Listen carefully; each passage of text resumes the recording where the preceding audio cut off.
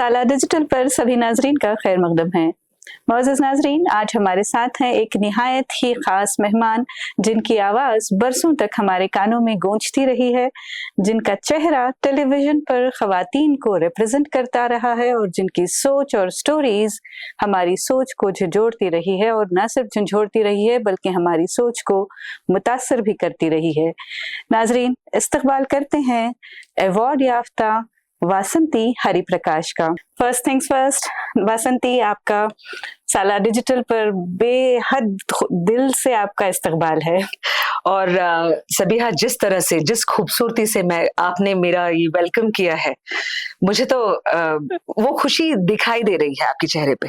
ये वाकई हमारे लिए भी एजाज की बात है। वासंती, सबसे पहले मैं आपके सिग्नेचर स्टाइल में हेलो बेंगलुरु सुनना चाहूंगी। मुझे कभी कभी ये लगता है कि मेरे नाम के आगे भी एक गुड मॉर्निंग बैंगलोर लग जाना ही चाहिए, क्योंकि बहुत सारे लोगों को ये काफी अब तक याद है, अपील करता रहा है काफी। हाँ, क्योंकि सुबह का जो शो हुआ करता था, जो गुड मॉर्निंग बैंगलोर, मैं सोचती हूँ मुझे एक मौका ऐसा मिला कि मैं पूरे शहर की अलार्म क्लॉक हूँ। यानी कि लोगों को उठाना मेरा काम है। तो जब किसी को उठाते हैं तो एक दो तरीके हो सकते हैं, या तो बहुत जेंटली उसे प्यार से उठाओ, बहुत प्यार से उठाओ। दूसरा है उसे good morning Bangalore city, this is radio and I am Vasanti Hariprakash with you, and this जो है ये गुड मॉर्निंग एक थोड़ा high energy packed by default ऐसे हुआ करता था। मुझे उस वक्त ऐसा नहीं लगता था कि लोगों को इतनी पसंद आएगी वो, but I am honoured. Beautiful. आपके लिए एक शेर बोलूं मैं? ये है, लबों पे अपने ये मुस्कुराहट सजा के रखना कमाल ये है, हवा की जद पे दिया जलाना जला के रखना कमाल ये है। Thank you so much. आपका सफर बेहद शानदार रहा है। मैं जो है आपके कुछ अवार्ड्स मेंशन करना चाहूंगी हमारे व्यूअर्स के लिए। Radio excellence award for India's best English RJ in 2007, the dazzling daughter award by PRCI in 2010, rotary occasional excellence award 2013, Ladli Award for Gender Sensitivity in Journalism in 2020 for a reportage on women during the Karnataka elections. Ladli Jury Citation in 2023 for column Window Seat in the Deccan Herald for inspiring women to claim their space through solo travel. Touchwood. शुक्रिया। खुदा करे कि आपकी ये awards की list बढ़ती जाए और आपको जो है ऐसे ही अवार्ड्स मिलते रहे। On that note, let's break the ice. क्या आपको याद है जब आप पहली दफा ऑन एयर हुई थी, लाइव ऑन एयर हुई थी, और वो एक्सपीरियंस आपके लिए कैसा रहा था? बिल्कुल याद है। क्योंकि वो ऐसा एक दिन था जब मुझे खुद ये एहसास नहीं था कि एक रेडियो स्टेशन कैसा होता है, और मुझे वहां पर भेजा गया। मैं खुद नहीं गई, मुझे भेजा गया, और एक बहुत ही सीनियर उस वक्त जो एक पत्रकार थी, Shakuntala Narasimhan, she was invited to Radio City journalism के बारे में बात करने के लिए। इंटरनेशनल प्रेस फ्रीडम डे था, तो वो था 2003 में, और हम लोगों का एक नेटवर्क ऑफ वुमेन जर्नलिस्ट है, NWMI, network of women in media India. तो वो नेटवर्क ऐसा है कि जो औरतें हैं जर्नलिज्म में, चाहे वो ब्रॉडकास्ट की हो, प्रिंट की हो, टेलीविजन की हो, और आजकल तो डिजिटल पॉडकास्ट, तो एक ऐसा ग्रुप था वो। उस वक्त वो एक बहुत ही छोटा सा ग्रुप था, और उन्होंने ऐसा कहा था कि ये एक नया रेडियो स्टेशन है और वो लोग लड़कियों को इंस्पायर करना चाहते हैं कि कैसे जर्नलिस्ट बने, तो हम में से किसी एक को जाना होगा। और मैं थी वो बच्चा ऑफ दैट ग्रुप जो कि नोट्स ले रही थी, मिनट्स ऑफ द मीट की तरह। तो बड़े बड़े पत्रकार थे वहां पर, लेकिन मैंने जब सर उठा के देखा तो मुझे दिखाई दिया कि सब लोग मुझे देख रहे हैं। तो उन्होंने कहा कि देखो, तुम सबसे छोटे हो, तुम जाओगी। हाँ। तो तब मुझे रेडियो सिटी भेजा गया, और मैं सोचती थी कि ऐसे लाइव शो पे किस तरह से जो आरजे हैं उनके सवालों के जवाब मैं कैसे दूं, लेकिन बहुत मजा आया। तो वो था मेरा। शीतल अय्यर थी वो, उस वक्त आरजे थी, जो बहुत पुराने गाने, बहुत खूबसूरत एक शो उनका हुआ करता था। That was my first show. तो फर्स्ट शो के साथ ही आपकी रेडियो में एंट्री थी या फिर उससे पहले ही आप कनेक्ट हो चुकी थी? नहीं, हाँ। वो ही पहला था। और जब वो इंटरव्यू खत्म हुआ, क्योंकि उसमें जो था वो, जैसे मैं आपसे बता रही थी कि जर्नलिज्म और किस तरह लोग बन सकते हैं और क्या क्या असर होता है जब आप खबर देते हैं तो किस तरह से वो होता है। सो उन चीजों के बारे में बात करने के बाद मैंने कह दिया था शीतल से, शुक्रिया, अब मैं चलती हूँ। तभी मेरी दोस्त रंजिनी, जो कि इंडियन एक्सप्रेस में मेरी फ्रेंड हुआ करती थी, she was visiting from London. अच्छा। और उसने कहा ऐसे, वो बहुत ही उसने कहा कि वासंती, जो अभी मैंने आवाज सुनी, क्या वो तुम्हारी आवाज थी? मैंने कहा हाँ। तो शी सेड, अरे तुम्हारी वॉइस तो बड़ी रेडियोजेनिक है। मैंने कहा अच्छा, रेडियोजेनिक क्या होता है? हमने सिर्फ फोटोजेनिक सुना है कि चाहे चेहरा कैसे भी हो, लेकिन जब कैमरे पे किसी का चेहरा अलग और अच्छा दिखाई देता है तो वो फोटोजेनिक है। तो I just laughed and she said कि अगर तुम सीरियस हो तो तुम आकाशवाणी जा सकती हो, ऑल इंडिया रेडियो, क्योंकि वहां पर तुम अपने पूछ सकती हो कि क्या तुम रेडियो शोज कर सकते हो। तो जैसे शोले में बसंती जो है ना कहने की आदत तो हमें है नहीं। तो मैं पहुंच गई।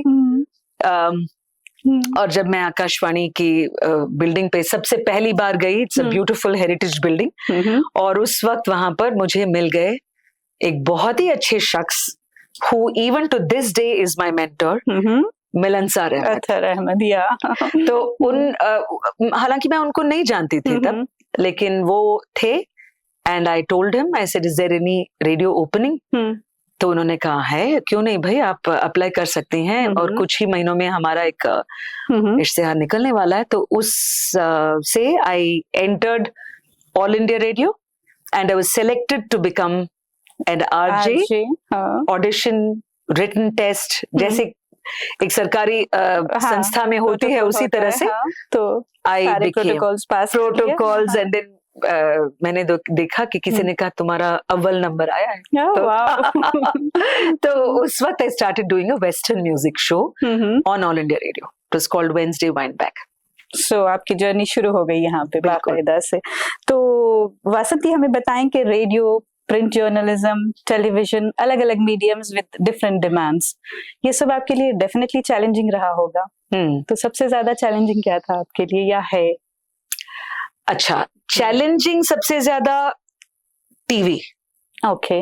क्योंकि रेडियो के बाद जब मैं NDTV गई, तो उसी चीज को जो मैं स्टूडियो में बिना कोई मुझे देख नहीं रहा था, सिर्फ मुझे सुन रहे थे। तो उस एक मीडियम से टीवी पे जब मैं गई, तो हमारे एक आवाज ही नहीं, अपने बॉडी लैंग्वेज पे भी हमें बहुत ध्यान देना पड़ता है। तो उस मीडियम में अडेप्ट होने में थोड़ा और चैलेंज मुझे महसूस हुआ उस वक्त, in the beginning. Yes, in the beginning. जब तक हम सीख लें तब तक थोड़ा मुश्किल रहता है, फिर उसके बाद तो हर मीडियम आसान हो जाता है। यानी जब कैमरा फेस करते हैं तो बंदा कॉन्शियस हो जाता है कि आप कैमरे के सामने, और थॉट्स आपको इतने स्पॉन्टेनियस नहीं होते जितना आप रेडियो पे होते हैं। कुछ ऐसा होता है? देखिए, मेरे साथ ये हुआ, मुझे ये कैमरा के सामने कॉन्शियस मैं इतनी नहीं थी, पर मुझे ये लगता था कि जो मैं कह रही हूँ उस क्योंकि टेलीविजन न्यूज, जो कि मैं नेशनल न्यूज चैनल में थी, तो जैसे कि एक रिपोर्ट, और रिपोर्ट के आखिर में हम रिपोर्टर्स आते हैं, हमारे कैमरा पर्सन्स होते हैं, और वो सिर्फ 20 सेकंड में हमें वो उस जो भी हमने रिपोर्ट दिया उसका एक समरी इस तरह से देना पड़ता है कि वो एक पूरी एंटायरिटी आ जाए। हाँ, एंटायरिटी आ जाए, या फिर उसका मोस्ट हाइलाइट्स दे, या कुछ उसमें कुछ एकदम तगड़ी सी कोई बात हो। तो उस वक्त आपने क्या पहना है और आप किस एक्सप्रेशन से बोल रही हैं, ये सब डिस्ट्रैक्शंस होते हैं। जैसे अभी रेडियो में मैं कोई भी चाहे मैं साड़ी पहनूं, सलवार कमीज पहनूं, वो कोई मैटर नहीं करता। मैं क्योंकि मैं जो बोल रही हूँ, माय इमोशन, माई इंटेंशन सब मेरी आवाज में है। It's my entire. हाँ, तो लिसनर वो खुद समझ जाता है कि मैं आज वसंती बड़े जोश से बोल रही हैं या किसी चीज पे रिफ्लेक्ट कर रही हैं। लेकिन टीवी में ऐसा होता था कि चाहे मैं जितनी भी गहरी बात बोल दूं, किसी ने कहा अरे आज तो तुमने वो जो लाल कलर की जो साड़ी पहनी थी ना, अरे वो तो मैंने कहा मैं जो कह रही थी वो किसी ने सुना नहीं। तो वो जो है उसको बैलेंस करना, हाँ। या वो ठीक नहीं लग रहा था, तुम्हें शायद ये करना चाहिए, तुमने शायद इस कलर का, so all that takes away from जो असली बात मैं कहना चाहती हूँ या मैं पेश करना चाहती हूँ, रखना चाहती हूँ। तो टेलीविजन में वो चैलेंज रहता है। ओके, तो डिस्पाइट दैट आपको अपनी बात पहुंचानी आ गई, लोग आपको पसंद करते थे। तो आपके 2 पर्टिकुलर अवार्ड्स में मैं बात करना चाहूंगी, बेंगलुरु सनशाइन गर्ल और द दार्जिलिंग डॉटर अवार्ड्स। जरा इसकी स्टोरी हमें बताएं। तो जब 2007 में एक दिन मुझे पता चला कि मुझे ये नेशनल लेवल पे एक अवार्ड मिला है जिसका जिक्र आपने किया, उस दिन मेरी एक पत्रकार हैं, दोस्त हैं, गीता अरवामुदन, उनकी एक किताब थी डिसअपियरिंग डॉटर्स। सो वो किताब थी एक बहुत ही गहरे, एक सीरियस टॉपिक पर, जो कि फीमेल फीटिसाइड और इन्फेंटिसाइड, जो लड़कियों के इसमें जो समाज में जो पाया जाता है, the preference for the male child, उस तरह से हम लोग एक पैनल डिस्कशन पे थे जिसमें मैं उनसे बात कर रही थी एक होटल में, और मैंने अपना फोन बंद कर दिया था। तो जैसे ही वो शो खत्म हुआ, मैंने ऑन किया अपना फोन और मैंने देखा कि कम से कम 15 मिस्ड कॉल्स हैं मेरे बॉस से।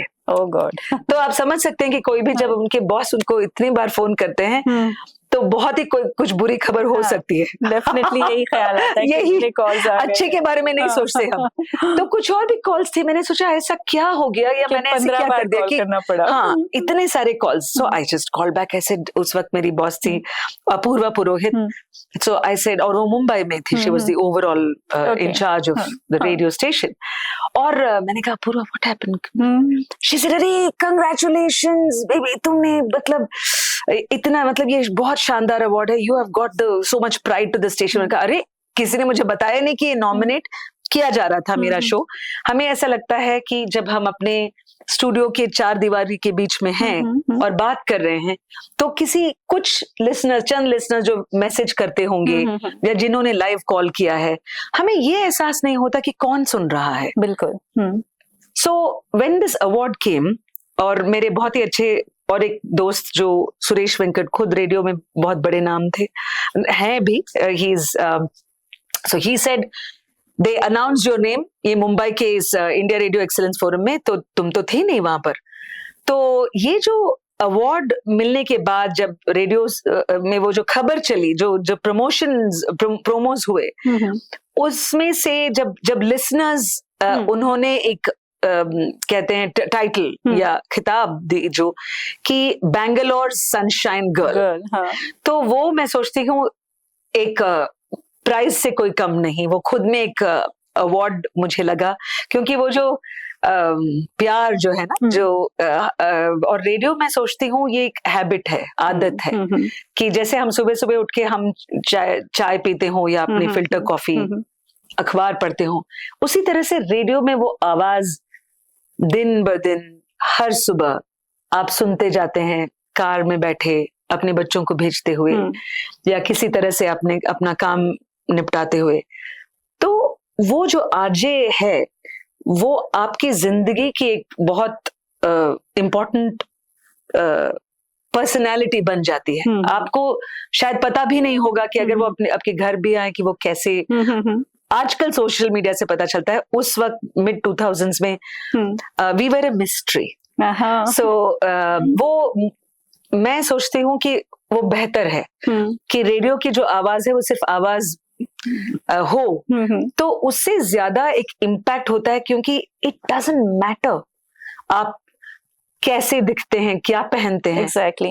आपकी जो रिलेशनशिप है, जो रिश्ता है, वो सिर्फ आपकी आवाज है। वो बहुत ही it's the highest level of relationship. It's a very pure relationship. और ये हाउस होल्ड रूटीन होती थी कि सुबह में उठे, कुछ भी काम कर रहे हैं, बच्चों को तैयार कर रहे हैं, नाश्ता बना रहे हैं, रेडियो चल रहा होता था उस टाइम पे. हाँ. तो आपके लिए तो इट वाज लाइक yes. तो आपने जो Dazzling Daughter, I think it was by the Public Relation Council, वो थोड़े सालों के बाद मिला और मुझे भी बहुत खुशी हुई, बिकॉज वो ऐसे जैसे औरतों को दिया जाता है जो कि they are change makers in some way अपने अपने फील्ड्स में.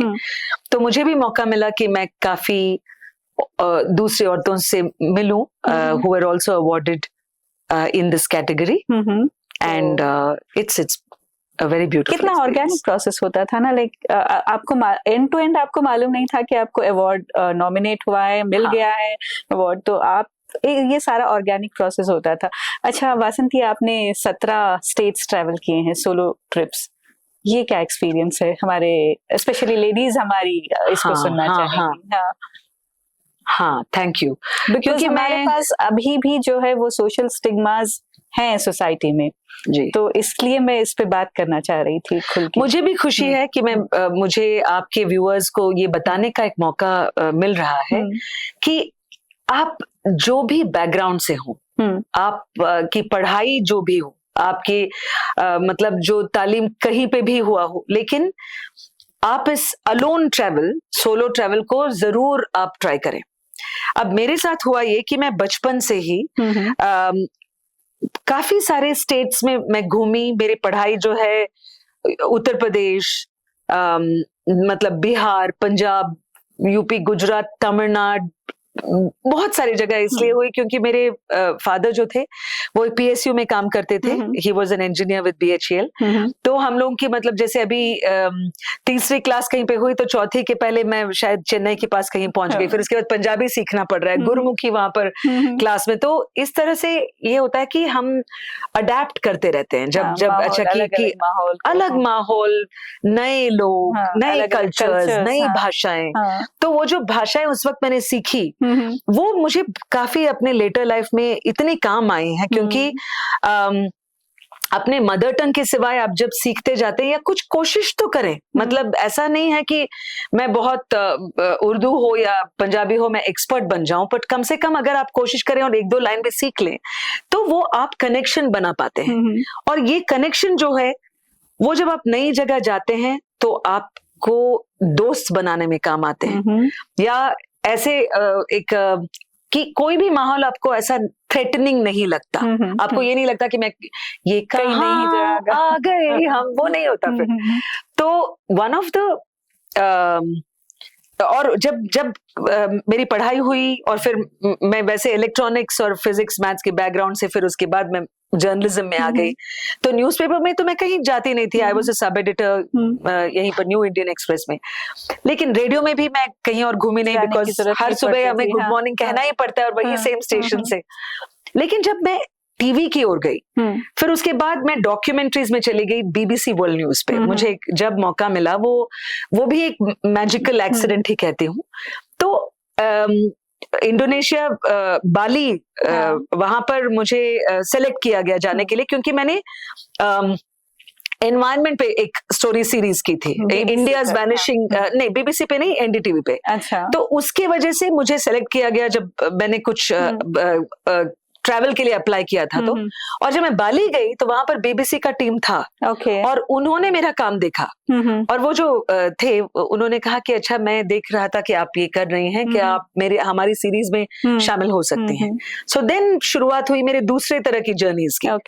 आई went to Nepal, I went to Laos, Vietnam, Philippines, जो कि साउथ एशिया के मतलब जो एक सीरीज था पॉलिटिकल, सोशियो पॉलिटिकल डॉक्यूमेंट्रीज पे रिपोर्ट करने का मौका मिला. तो वो भी एक सोलो ट्रैवल ही था, क्योंकि BBC के जो लोग थे या टीम हुआ करती थी वो वहां लंदन से और मैं यहाँ बैंगलोर से. तो जब हम लोग वहां पर काम करते थे तो उन लोगों के काम करने का तरीका वो सब मैंने सीखा. फिर जब मैं वापस आई मैंने सोचा कि मैं थोड़ा ब्रेक लिया जाए, क्योंकि एक जो था ना टीवी डॉक्यूमेंट्री करते करते मैंने भी सोचा कि ठीक है, थोड़ा एक ब्रेक लिया जाए और फैमिली की तरफ थोड़ा I wanted to spend some time with my son. तो हुआ ये, to get to your question, मैंने सिर्फ जो ऐसा काम जो मुझे पूछा जाता था कि अच्छा वासंती देयर इज अ पैनल, क्या आप मॉडरेट कर सकती हैं, तो मैं कभी कभी वहां जाती थी, या कोई मुंबई, कभी Vijayawada, Visakhapatnam, then I went to Himalayan workshop किसी चीज पे। तो मैंने खुद अपने आप ट्रैवल करना शुरू किया। तब तक क्या होता था कि हमारा थोड़ा प्रिविलेज ट्रैवल था, यानी कि टीवी स्टेशन जो है वो हमारे साथ, हमारे जो भाई जो कैमरा पर्सन भाई वो हुआ करते थे, या कुछ भी आप टीम के साथ जाते हैं। लेकिन तब शुरुआत हुई मेरी अकेले जाने की, सचमुच, क्योंकि मैं हर चीज जो है अकेले करूंगी, क्योंकि वहां पहुंचने के बाद, मेरा काम खत्म होने के बाद आई यूज्ड टू से कि अच्छा मैं यहाँ पर हूँ तो आसपास की जगह देखने के लिए मुझे 2 दिन और लगेंगे।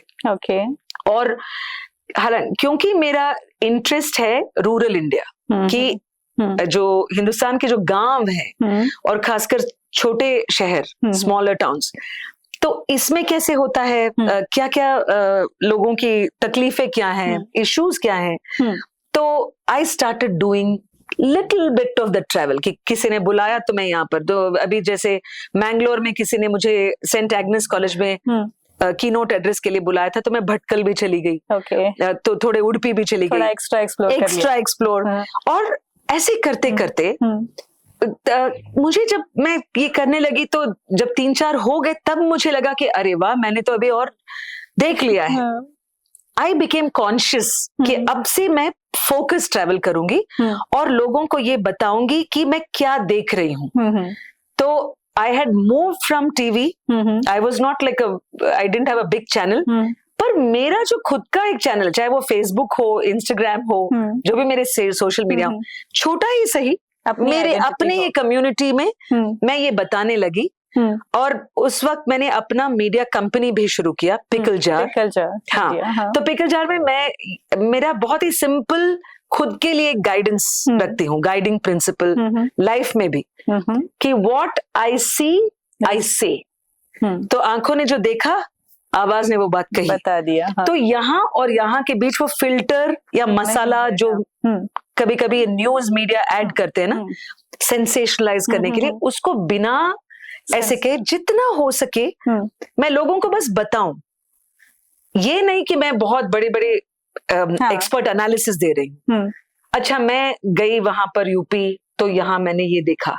मैं गई बंगाल, तो छत्तीसगढ़, जहां पर ट्राइबल नेटवर्क के लिए मुझे बुलाया गया, रेडियो स्टेशन वहां पर जो आदिवासी लोगों के लिए, बुलटू रेडियो। तो उस तरह से जो मैं देखती गई, उसके बारे में मैं कहती गई। और कभी कभी टेलीविजन चैनल्स के साथ कोलैबोरेशन भी होने लगा, जैसे रवीश के शो पे या किसी ऐसे शो पे।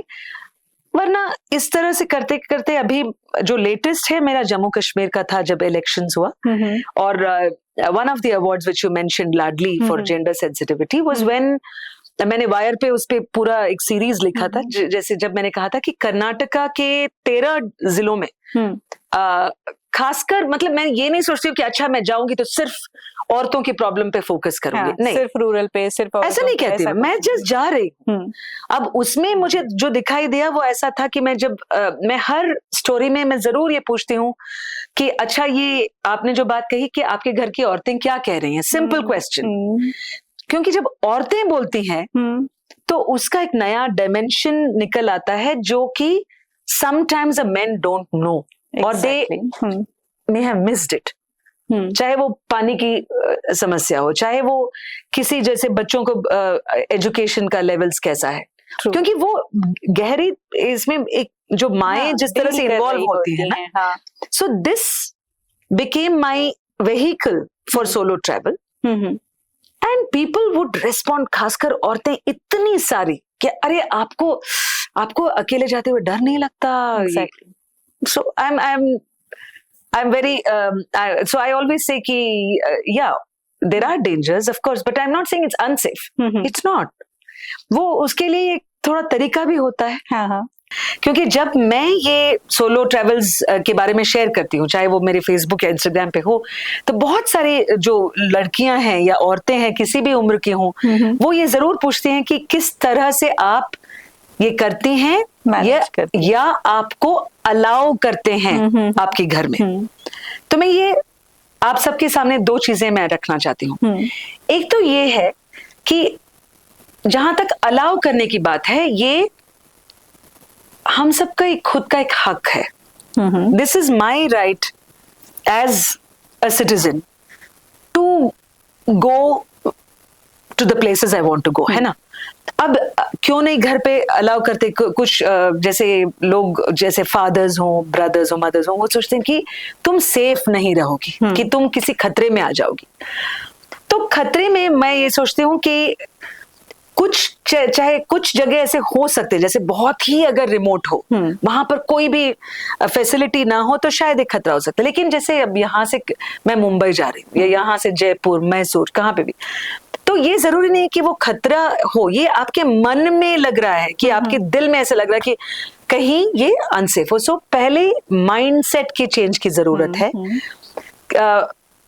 वेदर इट्स माई हस्बैंड और माई फादर और माई मदर, किसी ने, या मेरी सास, कभी किसी ने मुझे ये नहीं कहा कि तुम अकेले मत जाओ। ये कह सकते हैं कि अच्छा जब तुम पहुंच जाओ तो मुझे फोन कर देना, विच इज फेयर इनफ। अब मेरा बेटा भी जाएगा तो भी मैं कहूंगी, इट्स नॉट नेसेसरी कि लड़की के, तो वो जो सेफ्टी का इशू है ये जायज है वरी करना, पर पेरेंट्स को या हस्बैंड्स को ये सोचना चाहिए कि मेरा वरी तुम्हारे लिए रेस्ट्रिक्शन न बन जाए, एक ऑब्स्टिकल न बन जाए, कि ऐसा नहीं है कि एक लक्ष्मण रेखा बाउंड्री खिंच जाए, कि वो जो आजादी है आपको, मुझे या उनको, ये है कि जहां तक हो सके वी विल कीप आवरसेल्व्स, पर इट ऑल्सो अलाउज यू, क्योंकि जब आप ट्रैवल करते हैं आप बहुत कुछ सीखते हैं जिंदगी के बारे में।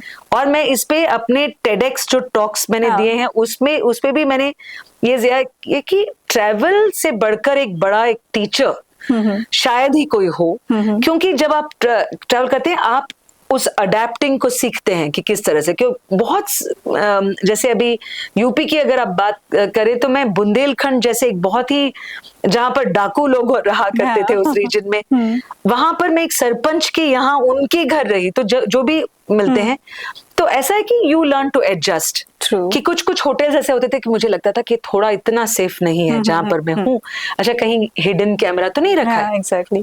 तो आप सोचते हैं, पर you learn to be safe, ये एक औरत का एक इंट्यूशन भी है उसमें, करेक्ट। और जब मुझे अगर लगा तो आई एक्चुअली गो एंड, या तो अगर कंप्लेन करना हो तो कंप्लेन करेंगे, पूछना हो तो पूछेंगे, whatever it takes, अपने तरीके से सेटिस्फाई करेंगे। तो मैंने डेक्कन हेरल्ड पे, मैंने जैसे अभी आपने भी शुरुआत में उसका जिक्र किया था कि एक women when she is solo traveller, she becomes more aware of society's this thing and the places start becoming safe, क्योंकि जितनी ज्यादा औरतें ट्रैवल करेंगी उतने ही ज्यादा वो जगह सेफ बनता जाएगा। तो एक तरफ से अगर आप नहीं करेंगे तो लोग सोचेंगे कि अच्छा ये सेफ है ही नहीं, कोई जाएगा ही नहीं, एंड वहां पर ऐसे लोगों का आना जाना फिर होता है कि वो आर नॉट गुड, सेफ नहीं रह जाते, हाँ, जो है ना, जो एंटी सोशल एलिमेंट्स, तो उनको हटाने का भी एक तरीका है कि वी दिस थिंग। सो मैं आपके शो के जरिए I would request parents and families कि आप किसी तरह का रोक टोक न डालते हुए, in fact please encourage your sons and daughters to travel alone. कई बार मुझे एक वो लोग राजस्थान की एक फैमिली थे, वो लेडी ने मुझे कहा कि मैं बीच समंदर के किनारे भी जाती हूँ तो मेरे साथ मेरे देवर और सास और कोई रहेगा, मैं पाँव भी नहीं रख पाती समंदर में। ये क्या बात हुई? आप आजाद हैं, आपको ये हक बनता है कि you should be able to enjoy all that. तो आपको we should have that kind of freedom within our families कि नहीं, आज मैं अकेले ही जाना चाहती हूँ, कांटों से खींच के ये आंचल, उस तरह से जैसे वहीदा जी ने बहुत ही खूबसूरती से देवानंद के साथ प्लीज 2 लाइन तोड़ के बंधन बांधे पायल, कोई ना रोको दिल की, कोई ना रोको दिल की उड़ान को, रास्ता नया दिल वो चला, आज फिर जीने की तमन्ना है, आज फिर मरने का इरादा है। So it's It's the way the women of the world should be, azad and beautifully doing our own things. Beautiful. तो चल जाता है। बसंती, आपके बारे में पढ़ा था डेक्कन हेराल्ड में कि आप एक पत्थर से भी बात करके जो है स्टोरी निकाल लेती हैं करके। तो मेरा आपसे सवाल ये है कि ये जो जेंडर सेंसिटिविटी के लिए जो लाडली अवार्ड आपको मिला है, तो इसमें आप जो है समाजी मसाइल, सोशल प्रॉब्लम्स को आप अपने प्लेटफॉर्म को कैसे इस्तेमाल करती हैं? जैसे अभी हमारे जो कर्नाटका में नॉर्थ कर्नाटका है, मैं आपको एक मिसाल मतलब एक एग्जांपल देती हूँ कि वो बहुत ही नेग्लेक्टेड एरिया है, रीजन है, और मैं उसे अपने नेग्लेक्टेड इन द सेंस किस हिसाब से? देखिए, इंफ्रास्ट्रक्चर अगर आप वहां देखें, या जैसे अभी सड़कें, जिस तरह की जो सुविधाएं, जिस फैसिलिटीज पानी वानी को लेकर, तो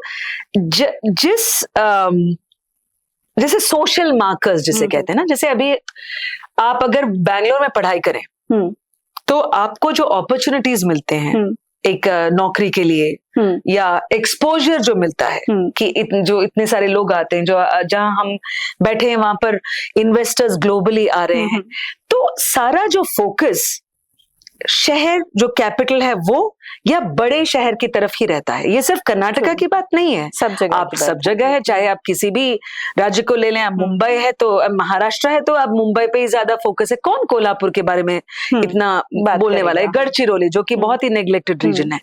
तो उस तरह से जो है ये जो रीजन्स जो न्यूज के रेडार में नहीं होती या न्यूज चैनल्स के रेडार से नहीं होती, वो कंप्लीटली ड्रॉप्ड है। मैं ऐसे जगह जाना पसंद करती हूँ। सो मेरे ट्रेवल्स में मैं ऐसे जगहों को ज्यादा चुनती हूँ, और जहां तक हो पाए, क्योंकि many times I finance it myself. ऐसा नहीं है कि कोई कहे कि अच्छा we want to sponsor this, right? So you have to make your own savings work for you in some cases.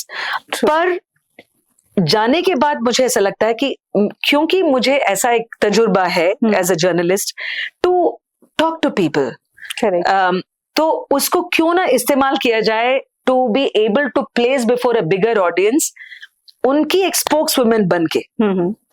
वो ऐसा नहीं कह रहे कि वसंती बस आप हैं, आप, ऐसा नहीं है। पर जब मैं उनसे जाके बात करती हूँ और मैं वापस जाके आकर अपने सर्कल्स को, जैसे हमारे मिडिल क्लास एजुकेटेड सर्कल्स को बताती हूँ, तो कई बार ऐसा होता है कि अच्छा अभी भी ऐसा होता है क्या?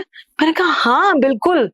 आप जैसे ये खबरों की रैज़मैटाज़ होती है ना, ओ वी आर ग्रोइंग, अच्छा हमारे मतलब इंडिया इज टेकिंग लीप्स, वो भी सही है। मैं ये नहीं कह रही हूँ कि we are not progressing, but it is also true that there is a black spot, there is a dark ऐसे ब्लॉक्स हमारे कंट्री में जहां पर अभी तक वो प्रोग्रेस नहीं पहुंच पाया है। वो कितने सालों से, वो 50, 70, 75 साल से हो, और ऐसे डार्क स्पॉट्स को स्पॉटलाइट देना मैं अपना एक काम या लाइफ का मिशन समझती हूँ। और अपने प्लेटफॉर्म पे जैसे मैं अभी आपको, जैसे अभी रायचूर में देवगिरी, रायचूर डिस्ट्रिक्ट में, और रायचूर में पहले जाती थी जब हम लोग छोटे थे, मेरी बुआ वहां पर रहती थी, और बहुत मुझे इससे लगाव है। तो हम लोग, जब मैं पत्रकार बनके, एक जर्नलिस्ट बनकर वहां पर गई, तो मैंने मेरी साथ एक थी उस वक्त मेरी दोस्त मिथिला,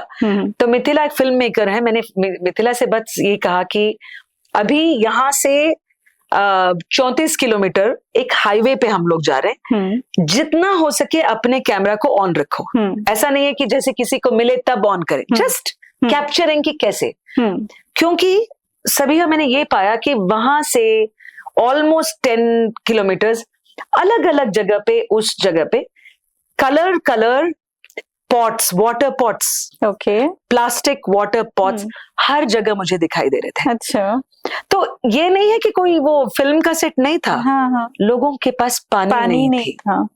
तो पानी नहीं है इसका मतलब, और why was I showing that? Because Krishna river is so close by, it is not a desert, कोई मतलब कोई रेगिस्तान नहीं है वो जहाँ पे स्कार्सिटी हो, ऐसे स्कार्सिटी हो। क्यों अब तक हमारे जो भी एमएलए हैं, एमपीज हैं, चाहे किसी भी पार्टीज के हों, कितने वहां पर आ चुके हैं, क्या किसी को ऐसा नहीं लगता कि we should solve the water crisis? तो मैंने सोचा कि मैं इस पे कोई ज्यादा टिप एनालिसिस नहीं दूंगी, मैं सिर्फ ये दिखाऊंगी लोगों को कि आपको क्या लग रहा है कि लोग क्यों खड़े हैं। और वहां पर मुझे देवगिरी में एक जो औरत मिली मुझे, जहां पर हमने देखा कि इतने सारे लोग लगे हैं और वहां पर लड़ाई सी चल रही है पानी के लिए। और मैंने जब रोका तो एक यंग सी महिला थी, she must have been in her 20s, her name was Zohra. तो जोहरा, और मुझे उनके फेस पे कितना डिग्निटी नजर आया, लेकिन उनकी मतलब वो जो जगह के लोगों की हालात ऐसा है कि चाहे आप जो भी हो, आपको वहां पर खड़े होके आपको वहां पर पानी के लिए खड़ा होना पड़ता है एंड लड़ाई करनी पड़ती है, because it's not in your hands. So Zohra ने मुझसे एक बात पूछी कि उन्होंने कहा कि क्या हमारा भी हक नहीं बनता कि हम आपकी तरह जिएं, कि आप शहर में हैं, जैसे एक नल खोलते ही आपको आपके नल में पानी है। She was a teacher. तो आपको ऐसा नहीं लगता कि हमारा भी हक बनता है? क्यों मैं रोज यहाँ पर खड़े होकर मैं लड़ाई करूं? तो उस तरह से जो है, आई मीन, इसका मतलब ये नहीं कि just because you are a journalist you are also a problem solver, you are a problem highlighter. अब उसके बाद जो सरकार उस पर काम करेगी या वहां के जो कलेक्टर है, जो एडमिनिस्ट्रेशन है, उनको ये काम करना पड़ता है। बट ये भी it's only limited role, but at least you are doing your best. True. Vasanti, आप लैंग्वेज एक्सपर्ट्स भी हैं, 4 लैंग्वेजेस तो मैंने सुने हैं, हिंदी, इंग्लिश, कन्नड़ा, तमिल। कितनी लैंग्वेजेस? తెలుగు వస్తుంది, మాట్లాడతాను. ತಮಿಳ್ ಪೇಸುವೆ ಕೊಂಚಂ, ಏನ ತಮಿಳ್ ನಲ್ಲವೇ ಪೇಸುವೆ, ತಮಿಳ್ ಪಡಿಪೆ. ಕನ್ನಡದಲ್ಲಿ ನಾವು ಮಾತಾಡ್ತೀವಿ, ಯಾಕೆಂದ್ರೆ ಕನ್ನಡ ಶೋನು ಮಾಡ್ತೀನಿ ನಾನು, ನಿರೂಪಣೆ ಆಗ್ಲಿ ಅಥವಾ अब हिंदी में तो बोल ही लेते हैं थोड़ा बहुत, और गुजराती में बोलू छू। तो क्योंकि मेरे फादर की पोस्टिंग कुछ साल गांधीनगर, जामनगर ऐसी जगहों पे, but by the time I was in Bangalore, तो सो उस तरह से थोड़ी बहुत बोल लेती हूँ। हाँ, तो ये जो भाषा है उसके साथ साथ मैं बहुत ही अपना एक खास और बहुत ही मतलब दिल के करीब बात कहना चाहती हूँ, वो है उर्दू सीखना। Great, lovely. क्योंकि जैसे बचपन में आई रिमेम्बर, कहीं मैंने अपनी डायरी में भी लिखा था जब मैं पढ़ रही थी, कि when I become older I want to learn languages, especially Sanskrit and Urdu. क्योंकि ये जो 2 लैंग्वेजेस, जो जुबान है, ये इनमें इंडियन हमारे जो टेक्स्ट हो या कल्चर की बात हो, तो अगर फिल्मी गानों को लिया जाए या लिटरेचर को लिया जाए, there is quite a bit, जैसे अभी कालिदास का जो शकुंतला का, so you will have to know Sanskrit, of course translation में हम लोग पढ़ सकते हैं। तो उसी तरह से जो उर्दू में जो है, जब मैं गाती हूँ किसी गाने को, तो मुझे लगता है कि उस जुबान की जो खूबसूरती है, उसको मैं सही तरीके से मैं गा पाऊं, वो और खास बन जाता है सुनने वाले के लिए। So I have tried to learn Urdu, और हालांकि मैं लिख नहीं सकती, पढ़ नहीं सकती, पर कोविड के दौरान मैं ये शेयर करना चाहती हूँ कि सलीम और लुबना, जो कि बहुत ही मशहूर, सलीम आरिफ और लुबना आरिफ, मुंबई में काफी मशहूर प्ले राइट्स हैं वो दोनों, और थिएटर पर्सनालिटीज, और खासकर गुलजार साहब के बहुत ही करीब। तो उन्होंने एक वर्कशॉप किया था उर्दू अप्रिसिएशन का। तो जैसे ही किसी ने, और मुझे कहीं दिख गया वो, मतलब nobody sent it to me, मैंने कहा अरे ये तो बिल्कुल ही जैसे एक कहावत है कि when you are ready the teacher shall appear. तो यूनिवर्स का ये होता है कि आप बहुत किसी चीज को ना बहुत दिल की गहराई से चाहते हैं। इवन बृहदारण्य का उपनिषद में ये कहता है कि you are what your desire is. तो कहीं पे अगर आपके जहन में ये है कि मैं उर्दू सीखना चाहती हूँ, तो देखिए ये मौका मिल गया। और एक व्हाट्सएप ग्रुप भी बना उसमें, और जो लोग उर्दू सीखना चाहते थे मेरी ही तरह, कोई साइंस के बैकग्राउंड से एक तो थे जो मराठी के बहुत ही you know he was a poet. अच्छा, उन्होंने भी उस वर्कशॉप में अपना तो he also wanted to learn Urdu. तो हम लोगों का आज तक ताल्लुक है। वो वर्कशॉप खत्म हो गया और फिर हर रोज सीखे आपने उससे? वर्ड्स सीखे, लेकिन वर्ड से ज्यादा हाँ प्रोनाउंसिएशन, और जिस तरह से जिसके हम अगर कुछ पढ़ रहे हैं तो किस तरह से पॉज, किस पे एम्फेसिस, और ये बहुत मजा आया वहां पर पढ़ने को। जो टेक्स्ट देते थे वो लोग, तो बहुत मजा आया। तो मेरी नेक तमन्नाएं आप सबके साथ हैं। बहुत खूबसूरत बहुत खूबसूरत। Thank you. और मैं सोचती हूँ कि ये जो जबान जो आप सीखेंगे वो इसलिए भी, चाहे आप किसी भी भाषा के बोलने वाले हों। अभी हाल ही में मेरी एक दोस्त दिव्या उन्नी कृष्णन, जो कि केरला की हैं, न्यूजीलैंड में रहती हैं, उनका बच्चा 6 साल का अभी, उसने मुझसे बोला कि मैं वियतनामीज सीख रहा हूँ। मैंने कहा ये 6 साल का बच्चा, and he told me also, he said aunty I am learning this. मैंने कहा अरे अभी तुमने कैसे? मैंने थोड़ी बहुत ब्रोकन मलयालम में बोल लेती हूँ। अच्छा। तो I said why are you learning Vietnamese? So he said my best friend is from Vietnam, he's just come to my school and he doesn't know English. Oh God. अब उस मासूम बच्चे का जो दिल का है, you know, it's so sincerely, how do I communicate? तो इस तरह से आप जैसे भाषाएं सीखते जाते हैं, आप किसी भी जबान क्यों ना बोल लें, तो your connect with the heart is absolutely direct. And as a journalist, as a woman journalist, or as a radio broadcaster, I have always seen कि अगर आप 1-2 लाइन भी उनकी जुबान पे बोल दें तो वो तुरंत, मतलब जो आप पे भरोसा करते हैं वो, that this person speaks my language. So as it is, people open up better to women. They are ready to tell their stories. And if you are speaking उन्हीं की जुबान पे अगर आप बोले तो क्या बात है फिर। बहुत खूबसूरत। क्लासिकल सिंगर भी हैं, हमारे ऑडियंसेस के लिए कुछ सुनना चाहेंगे हम। अच्छा, आपकी ऑडियंस के लिए हम जरूर उन्होंने कोई फरमाइश हमारे सामने नहीं रखी है, लेकिन हम उनकी तरफ से उनकी फरमाइश पर क्या सुनना चाहेंगे आप? गजल सुनना चाहेंगे या हिंदी मोहम्मद रफी साहब का कोई गाना? रफी अच्छा, क्योंकि एक खातून को रफी के बारे में जी मैं बिल्कुल कभी कभी सोचती हूँ कि काश जिस जमाने में मैं आरजे हूँ उसी जमाने में रफी साहब भी होते, क्योंकि मन्ना डे साहब के साथ, आशा भोसले जी के साथ, कितने सारे लोगों के साथ ऐसे जैसे रूबरू बात और इंटरव्यूज जो कर पाई मैं, उस तरह से ग्लोरियस। हाँ, कैसे, मतलब you would have had to be born 30 years before, वो बहुत जल्दी गुजर गए। लेकिन ठीक है, मैं ये गाना पेश करना चाहूंगी।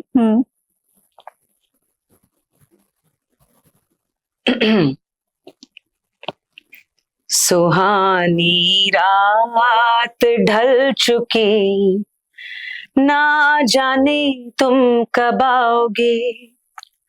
सुहानी रात ढल चुकी, ना जाने तुम कब आओगे। हवा भी रुख बदल चुकी,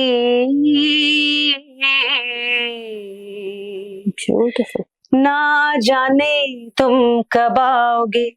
सुहानी रात ढल चुकी, ना जाने तुम कब आओगे।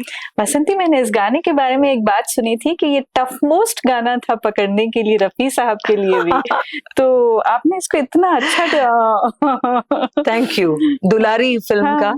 और मुझे ये नहीं मालूम था कि रफी साहब को खुद ये गाना इतना खास लगता था। अभी मैंने कॉन्सर्ट दिया जो ईयर एंडिंग 2024 में, किसी ने मुझे बुलाया और मैंने सोचा कि अच्छा, मेरा एक सिंगर के आइडेंटिटी से भी पहचान जो बनने लगा है, मैं सोचती हूँ ये मेरे दोस्त निहाल किदवई जो एनडीटीवी में जब मैं थी तो एक बार मैं गा रही थी जगजीत सिंह जी का गजल, और उस वक्त उन्होंने कैमरा ऑन कर दिया था मुझे नॉलेज के तो उस वक्त मैंने इसके बाद एक कॉन्सर्ट पे स्टेज पे जब मैंने इसको पेश किया, किसी ने मुझे इंटरव्यू भेजा, बीबीसी इंटरव्यू, जहां पर रफी साहब ने बोला था 70s में कि ये गाना उनका बहुत ही खास और पसंदीदा गाना है। So I was very honoured because मैं बचपन से मैं सोचती हूँ ये जो गाने में एक कशिश, एक पुल है जी। और दिस मैन वाज कॉलिंग कि कब आओगे, जो लॉन्गिंग है। Exactly. तो या ये मेरे दिल के बहुत करीब है। I am very happy to know it was. आपने इसको बहुत खूबसूरती से गाया और वो जो टोन्स आपने लिए ना, वो pitch amazing amazing. Thank you. Now coming to the world radio day, 13 फरवरी को वर्ल्ड रेडियो डे है, तो मैं इस बार का जो थीम है रेडियो एंड क्लाइमेट चेंज भी है। आप चूंकि रेडियो आरजे रह चुकी हैं, तो रेडियो हैज बीन लाइक एक पावरफुल मीडियम रहा है, काफी अरसे तक एक पावरफुल मीडियम रहा है, तो और एक ग्रास रूट मीडियम भी रहा है, यही रेडियो जो है रहा है। तो एनवायरमेंटल एडवोकेसी के लिए स्ट्रॉन्गर वॉइस कैसे बन सकता है? सबसे पहले मैं आपके व्यूअर्स को बताना चाहूंगी कि हिंदुस्तान में 3 तरह के रेडियो लेवल्स हैं। एक तो स्टेट ब्रॉडकास्टर जो कि आकाशवाणी, ऑल इंडिया रेडियो, सबसे पुराना भी और सबसे ज्यादा जो है कवरेज भी, चाहे वो गांव शहर कितने सारे स्टेट्स। तो उसके बाद है प्राइवेट एफएम रेडियो स्टेशंस जो कि लोग अपना एफएम सुनते हैं, और आजकल तो टियर 2 टाउन्स में भी जो कि है एफएम फेमस है। उसके बाद है कम्युनिटी रेडियो। तो कम्युनिटी रेडियो के बारे में लोग ज्यादा नहीं जानते। कम्युनिटी रेडियो इसलिए कहते हैं कि वो छोटे छोटे कम्युनिटीज के लिए खासकर उसके प्रोग्राम्स बन सकते हैं, और मैं कम्युनिटी रेडियो के अब एक मतलब सपोर्टर खुद को मानती हूँ। बहुत सारे कम्युनिटी रेडियोज को जब ट्रेनिंग के लिए बुलाया जाता है, यूनेस्को की तरफ से एक प्रोग्राम हुआ था, मुझे बुलाया गया था टू ट्रेन, क्योंकि रेडियो को किस तरह से समाज और सोसाइटी के इश्यूज पे फोकस कर सकते हैं, चाहे वो चाइल्ड मैरिज हो या जिस तरह क्लाइमेट एनवायरनमेंट की बात हो। तो रेडियो को सबसे पहले हमें सिर्फ ये फिल्मी गानों के इस जो सर्कल से बाहर निकालें तो हम बहुत कुछ कर सकते हैं। जैसे अभी मैं पॉडकास्ट बनाती हूँ, तो पॉडकास्ट की ये खासियत है कि हम कहीं पे भी कभी भी सुन सकते हैं। ऐसा नहीं कि रेडियो का ही चैनल पे मीडियम चाहिए। हाँ। तो और एक इफेक्टिव तरीका मैं कहूंगी रेडियो पे कि खुद जो रेडियो प्रोफेशनल्स हैं अपनी जो पर्सनल एक्सपीरियंस है इसको लेके कि किस तरह से क्लाइमेट एनवायरनमेंट इसको लेके अपनी जिंदगी में वो क्या करते हैं तो इसका बहुत पावरफुल रहता है, क्योंकि जो क्लाइमेट वगैरह ऐसा लगता है कि अच्छा ये कुछ थियरी की बातें होंगी। अब मैं एक एग्जांपल दूं तो जब मैं सोलो ट्रैवल करती हूँ तो मैं खास अपने एक कटलरी का एक सेट ले जाती हूँ। वो इसलिए ताकि वो जहां पर चाहे वो कोई प्लास्टिक के कुछ या स्टायरोफोम के प्लेट्स या प्लास्टिक में कॉफी टी, उसको सब हम अवॉइड कर सकते हैं। जैसे देखिए ये जो मैं ऐसे लेके चलती हूँ, ओके। तो उसमें क्या होता है कि रीयूज हम कर सकते हैं। ऐसा नहीं कि प्लास्टिक की बोतल जो आजकल हर शादी हर छोटे घर के छोटे से छोटे फंक्शन में भी हम लोग वो प्लास्टिक के वो लेते हैं, वो सब जाके लैंडफिल में जम जाता है। जहां पर जो अच्छे गांव के जो एकदम हरी भरी खेत होती थी वहां पर सब पूरा प्लास्टिक है, चाहे हम हिमालय पे भी चले जाएं। What is environment for me, वो ये है कि मैं जितना हो सके उस हद तक मैं ऐसी चीजों का इस्तेमाल ना करूं जो कि सिंगल यूज की हो, कि एक ही टाइम इस्तेमाल करके मैंने उसको फेंक दिया और वो गार्बेज बनता गया। So if I share this on my radio show कि मैं ट्रैवल करते वक्त या घर पे मैं जब कुछ जोमेटो स्विगी पे मंगाऊं तो जो बड़े ब्राउन बैग्स आते हैं वो किसी पेड़ को काट के ही बनाया जाता है। तो उन कवर को मैं उसी वक्त लौटा देती हूँ अगर वो अनअवॉइडेबल है। होटल में अगर जाके मैं इडली डोसा या कुछ भी मैं मंगवा रही हूँ तो मैं खुद घर से अपना जो डिब्बा लेके जाती हूँ जहां तक हो सके। तो ऐसे जो छोटे छोटे स्टेप्स जो हमारे डेली लाइफ में हम करते हैं, इसको मैं as a person on radio उस चीज से जोड़ती हूँ जो कि बड़े जो मतलब अर्थ के प्लैनेट और क्लाइमेट चेंज के से है, तो लोग उसे बहुत सिंपल तरीके से समझ पाते हैं कि ये गवर्नमेंट का काम नहीं है, सिर्फ गवर्नमेंट का काम नहीं है, ये मेरा भी काम है, हमारी फैमिली का भी काम है। जैसे उसी तरह से हम रख सके हमारे बच्चों के लिए अर्थ जैसे हुआ करता था। So I feel sharing personal experience gen Z या मिलेनियल जेनरेशन की ही लैंग्वेज में रेडियो के प्रोग्रामिंग को हम और दिलचस्प बनाएं और उसको इस तरीके से समझाएं प्यार से और make it a very powerful medium, तब जरूर रेडियो जो है उसकी पहुंच की वजह से और इम्पैक्ट का काम कर पाएगा। तो ब्रॉडकास्टर्स के लिए आपका ऐसे प्रेसिंग इश्यूज के लिए आप यही मैसेज देना चाहेंगी कि इस तरह के प्रोग्राम्स जो जेनजीज को अट्रैक्ट कर सकें। हाँ, और जितने जैसे जो अभी हम पब्लिक पर्सनालिटीज हैं, मैं हमेशा ये सोचती हूँ कि हमारा जो एक हमारी जिम्मेदारी है ये, it is not a choice, it is a responsibility that you should be the role model in your own way to your own community. आप ये मत समझे कि अच्छा मेरी बात कौन सुनने वाला है, अरे सुनेंगे ना। तो आप रेडियो, ऐसा जरूरी नहीं है कि रेडियो स्टेशन पे आप आरजे बने। मैं तो सोचती हूँ आपके व्हाट्सएप पे, अपने फैमिली ग्रुप पे आप अगर अपनी बात कहना शुरू करें, पहुंचा रहे हैं किस तरह से। एक वीडियो, आजकल तो कोई भी सेल्फी ले लेता है, वीडियो ले लेता है। हाँ। तो जैसे मैं आपको एग्जांपल दूं, अभी परसों मैं भुवनेश्वर से लौटी ओडिशा में, जहां पर काफी देशों से दोस्त आए थे, कोई चिले से आ रहा है, कोई चाइना से। तो मैंने उसी व्हाट्सएप ग्रुप पे उन 4 दिनों के लिए मैंने एक रेडियो स्टेशन शुरू कर दिया। अच्छा। तो उस रेडियो स्टेशन में मैं ये कह रही थी कि अच्छा, and I was saying it in English, I said, oh friends from across the world, good morning, you are right now in India, then I am going to tell you that you know there is the beach which is close by. So उस तरह से जो small Windows आपको जो मिलते हैं, and lot of young people are very good बात करने में। हाँ। और चाहे आप उर्दू में कहें कि बंगाली में कहें, कहें जरूर, and be a messenger for your own people. अच्छा, अभी रिसेंटली मेरी डॉटर भी माइक्रोबायोलॉजी स्टूडेंट है, वो जब मैं दूध का पैकेट कट कर रही होती हूँ तो शी सेज, मॉम के ये जो छोटा सा पीस आप कट करती हैं इसको ना करें, बल्कि पूरा ओपन करें। हाँ। तो सो दैट कि ये जो है उसमें ना जाए करके। हाँ। तो इस तरीके से हर कोई अपने लेवल पे जो है हाँ। कोशिश करना चाहिए। हाँ, जैसे अभी कार्बन फुटप्रिंट की बात होती है, अगर मैं यहाँ से यूएस अगर जाना चाहती हूँ तो ये पॉसिबल नहीं है कि मैं सोचूं कि अरे इतना कार्बन फुटप्रिंट लगता है, मैं शायद पहले जमाने की तरह मैं शिप में चली जाऊं। That's not practical, but in practical way, suppose if I am going from here to Jayanagar, I can take the metro, obviously, right? I don't have to go, सिर्फ मेरे लिए खास एक पूरा सा एक बड़ा सा लीमो या कार हो। सो और अगर मैं जाऊं भी तो may be can I carpool, कि लोगों को, दोस्तों को और ले जा सकूं। आजकल तो एप्स इतने होते हैं, तो टेक्नोलॉजी के जरिए आप कर सकते हैं। तो रेडियो का जो मीडियम है, इस तरह की बातें जो लोगों को शायद पता ना हो, या it would not have occurred to them, you have a जिम्मेदारी to make sure that you are exposing जो आपके रेडियो लिसनर्स हैं, व्यूअर्स हैं, कि इन नए तरीकों से, और एक जो सेलिब्रिटीज हैं जैसे अभी मिलिंद सोमन है, वो रनिंग और वॉकिंग करते हैं, तो जो अच्छे रोल मॉडल्स हैं आपके इर्द गिर्द, उनको आप पेश करें एज योर नेबरहुड हीरोज। जरूरी नहीं है कि आप सिर्फ अमिताभ बच्चन और शाहरुख खान की बात करें, बट आपकी बेटी एक मिसाल बन सकती है, right? So I am saying that you need not always think very big जो हमसे ना हो पाए, स्मॉल स्टेप जरूरी है, शुरुआत। So world radio day, climate change के लिए आपका मैसेज यही है?